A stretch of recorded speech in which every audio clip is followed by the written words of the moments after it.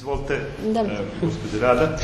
Pa evo, ja bih rekla da je Zavod od osnivanja 2006. godine radio nadzor nad stručnim radom u ustanovama u sistemu socijalne zaštite u Vojvodini i da smo tada došli do nimalo ohrabrujućih podataka da zapravo mi nemamo dovoljan broj socijalnih radnika, da je taj posao nestručno zastupljen, kako se to obično kaže, u mnogim ustanovama, da negde čak nemaju uopšte angažovane ljude za tako važne poslove.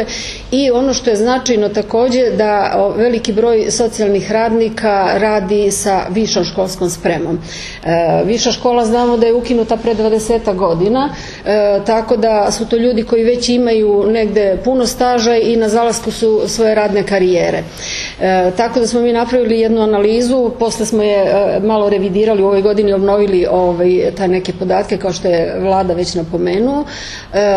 i negde predložili i naravno zajedno sa sekretarijatom i sa ljudima koji su zainteresovani za ovaj posao, uklopilo nam se lepo ta saradnja Otvorenog univerziteta i Singidunuma koja traje godinama sa potrebama koje postoje kod nas na teritoriji Vojvodine. Ono što je značajno da se kaže, to je da po novom zakonu o socijalnoj zaštiti u sistemu socijalne zaštite treba da bude zaposleno 50% od ukupnog broja, znači treba da budu socijalni radnici. Mi sada sa ovakvom strukturom koja jeste, znači trenutno ne možemo baš da se nadamo nekim svetlim i dobrim nekoj budućnosti, tako da mislim da je značajno da se pokrene katedra, odnosno da se otvori katedra za socijalne radnike i za ljude koji su negde sa višom školom, a imaju još uvek i snage i ambicija da dovrše svoje školovanje, i naravno za mlade ljude koji negde do sada nisu srednjoškolci su ili su negde na granici, na ivici da se opredeljuju o tom šta bi birali u budućnosti, koju